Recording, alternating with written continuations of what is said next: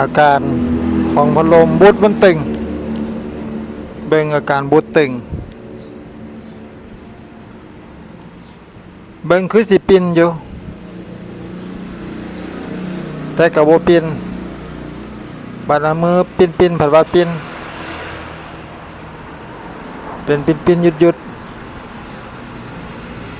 อันนี้เป็นอาการของบูทรวมบูทเริงแล้วก็เฮ็ดให้แกนมันตึงเฮ็ดให้โรเตอร์กับสเตเตอร์มันติดกัน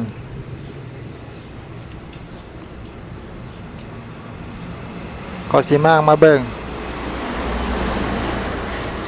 ส่วนใหญ่มันจะเพบูดันน่ะ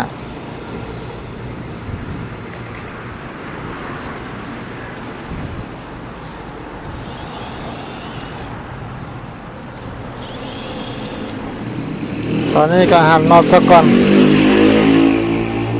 อันนี้เป็นพัดลมรุ่นน้อยๆน้อย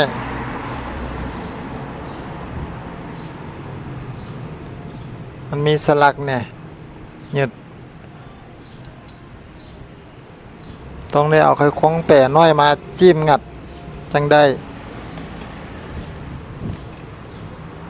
ออกมาแล้วมาเบิ่งก็บูทหน้าหลบมิลลิซูมภาพมาใกล้ๆค่อยคิดไว้บ่มีผิดเห็นว่ามันคอนปกติมันจะบ่คอนมันจะแน่นอันนี้มันคอนหน่อยนึงก็บ่ได้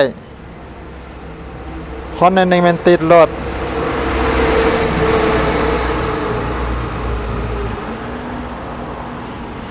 ค่อยก็สิมาออกมาเบิ่ง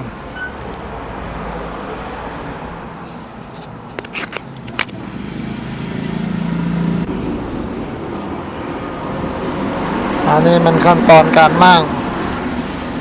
งไปเทละนัด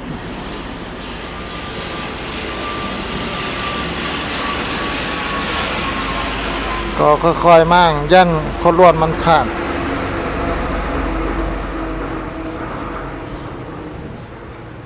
อันนี้เป็นสุดเฟืองเพิ่งเกียร์เฮ็ดให้มันใส่ไปใส่มา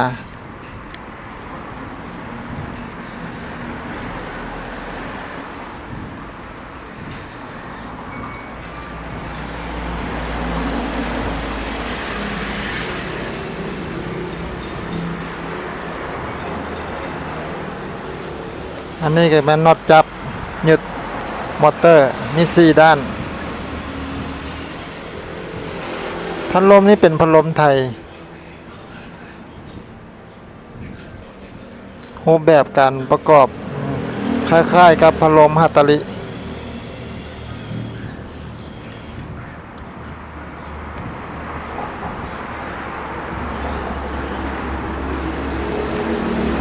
บัดนี้ยกเบ้าฝาหลังมันออกค่อยๆ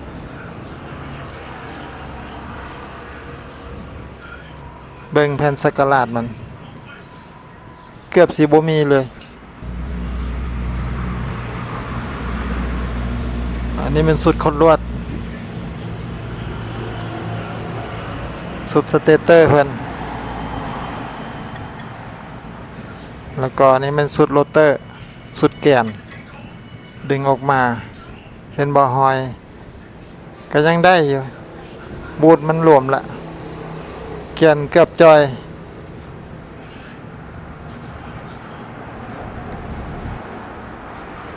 ค่อยกระสิแกะเพื่อเปลี่ยนบูทใหม่ซะก่อนเวลาเอาเข้าจะเอาใส่ตามเก่ามันใส่เบื้องเก่าก็ค่อยๆงัดขึ้นรถบูทมันก็อยู่ในนี่แหละ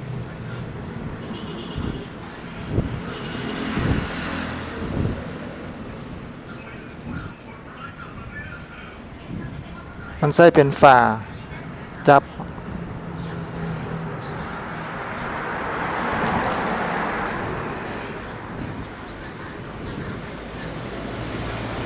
เอาตะลบิดแปะจิ้มแล้วก็งัดตกออกมาแล้วตัว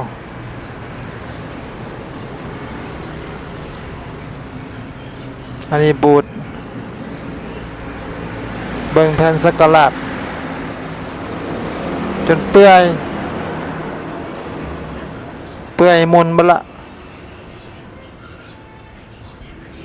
น้ำมันมันแห้งสนิทบ่เหลือเลย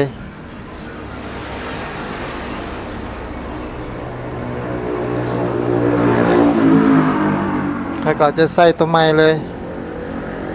ก็เป็นบูท8 มิล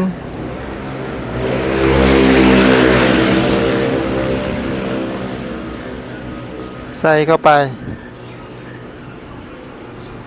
แล้วก็ตามด้วยแผ่นซับน้ำมันหรือว่าแผ่นสักกะลาดอันใหม่ใส่เข้าไป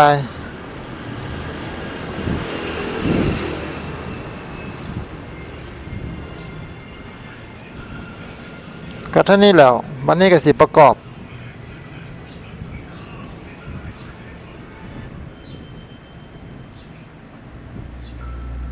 ใส่ตามเก่ามันตามเบื้องใหม่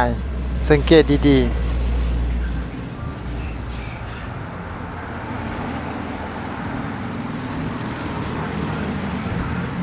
มีแผ่นสักกะลาดอันเก่าติดอยู่ในเบ้าเก็บออก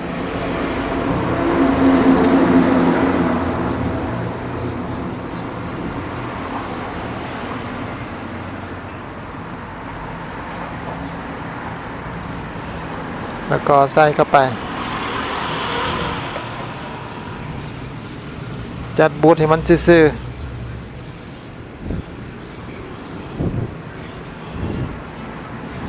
ก็จะไปหาเครื่องมือมาเครื่องมือกับแม่น็อตนี่แหละน็อตก็แหวน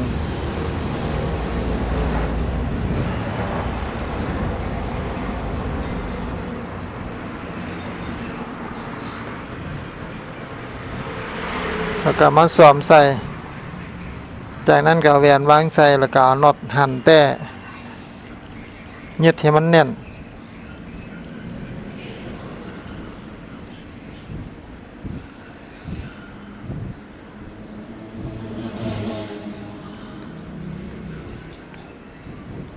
เอาครีมมาหั่นตืม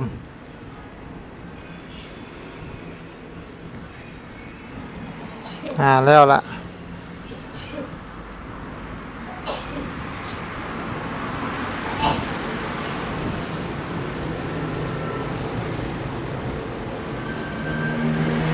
วันนี้ก็เอาค้อนตีมาเคาะกดแหวนให้มันแต้ลงให้แหวนมันยึดกันให้แค่ยึดแหวนมันยึดติดกับฝาเบ้า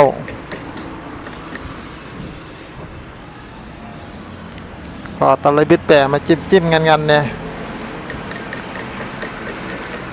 ก็ค่อยๆเคาะแหงยามันหัก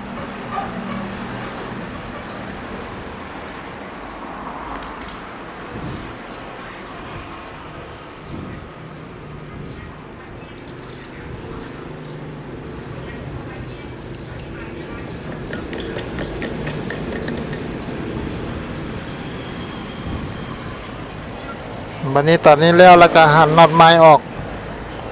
อันนี้มันแล้วละใส่บูทพัดลมเรียบร้อยแล้วก็ง่ายๆบ่ได้ยากใส่บูทพัดลมนี่แบบนี้เป็นง่ายที่สุดละ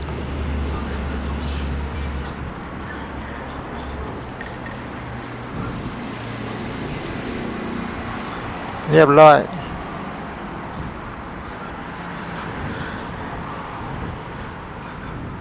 ต่อไปก็แม่นเอาน้ำมันมาหยาด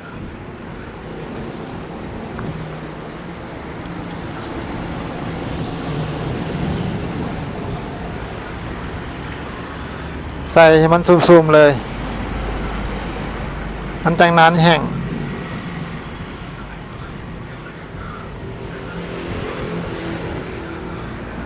อันนี้บูทด้านหลังเบ้าด้านหลังบูทด้านหลังแม่นละ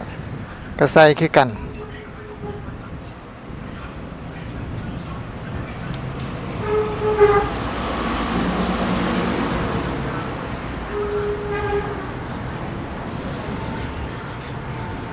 บัดนี้ก็เป็นประกอบก่อแขนมันทาน้ำมันใส่แล้วก็ใส่เข้าไป แต่ว่าใส่ให้มันครึ่งหูได้เลยใส่บ่ครึ่งหูยัดบ่เข้า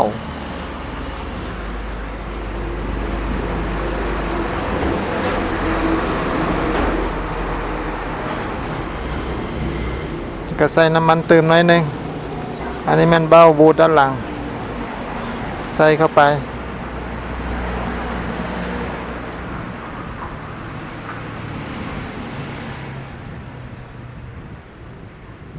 แล้วก็ต่อไปก็แม่นจับน็อตก็ถือว่าแล้วขั้นตอนในการประกอบพัดลมในการที่จะใส่บูทอันใหม่แก้การพัดลมเป็นบัดปิ้นบัดบ่ปิ้นเป็นบัดปิ้นติดบัดเอามือผัดปิ้นเบิ่งมันคือว่ามอนดีบัดเปิดผัดติดบ่ปิ้นที่แท้มันบูทมันหลวมบูทตึง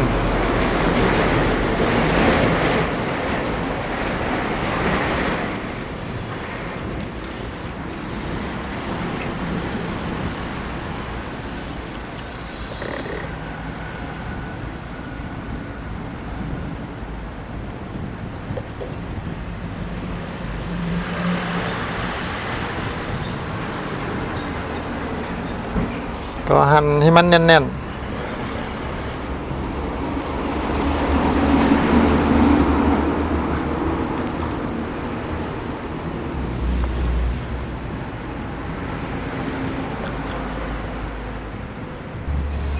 แล้วก็ประกอบเรียบร้อยแล้วบัดนี้มาเปิดเบิ่งปิ้นแล้วบานนี้ตอนนี้ก็ปิ้นแล้วใช้งานได้ปกติพัดเย็นสบายบีบเบิ่งแต่ละเลข